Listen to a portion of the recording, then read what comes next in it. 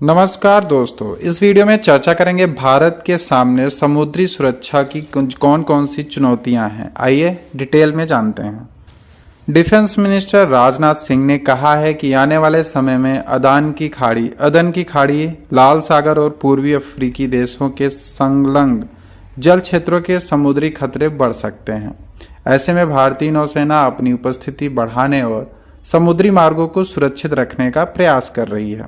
इनका कहना है कि जो अदन की खाड़ी है वहां से हमले अब बढ़ सकते हैं, जिसको लेकर हमारी सेना को काफ़ी मजबूत होना पड़ेगा और उसके लिए हमें हर तरीके से तैयार रहना पड़ेगा। जानते हैं कि अदन की खाड़ी और लाल सागर क्यों महत्वपूर्ण है। दूर पूर्व देशों की यूरोप से जोड़ने वाले हिंद महासागर क्षेत्र वैश्विक व्यापार और संपर्क के लिए पॉलिटिकल रूप से महत्वपूर्ण है। यह क्षेत्र और अंतर्राष्ट्रीय गतिशीलता को आकार देने में महत्वपूर्ण भूमिका निभाते हैं। दुनिया के समुद्री तेल व्यापार का लगभग 80% हिंद महासागर क्षेत्र से होकर गुजरता है। इसका अर्थ यह है कि हिंद महासागर जो क्षेत्र है वह व्यापार के दृष्टि से बहुत ही महत्वपूर्ण है। मलक्का जलडमरू मध्य, होर्मुज जलडमरू मध्य और बाब अल मंडेब जो हिंद महासागर के क्षेत्र में स्थित पॉलिटिकल रूप से बहुत ही महत्वपूर्ण समुद्री चेक पॉइंट हैं, चोक पॉइंट जिसे कहते हैं। आर्थिक समृद्धि, भू राजनीतिक स्थिरता और महत्वपूर्ण हितों की सुरक्षा के लिए इन क्षेत्रों में समुद्री सुरक्षा बहुत ही आवश्यक है। यह क्षेत्र समुद्री डकैती, आतंकवाद और क्षेत्रीय भू राजनीतिक विवादों जैसे सुरक्षा के लिए बहुत ही संवेदनशील क्षेत्र हैं।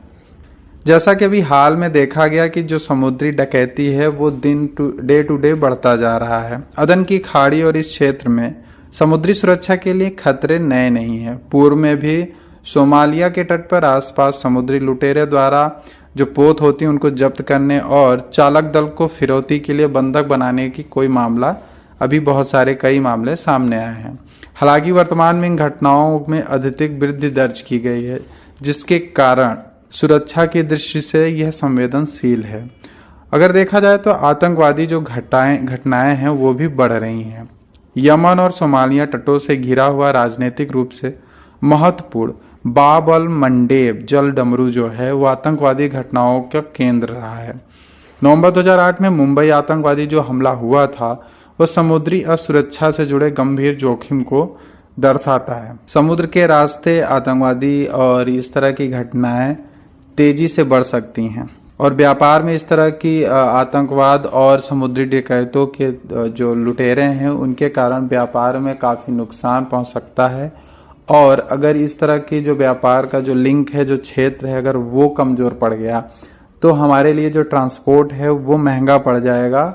और जैसा कि आपको बताया है कि 80% तक इसमें जो तेल का व्यापार होता है वो इस हिंद महासागर क्षेत्र के तहत ही किया जाता है, जिसके कारण इसमें पूरे विश्व में काफ़ी चिंताजनक बात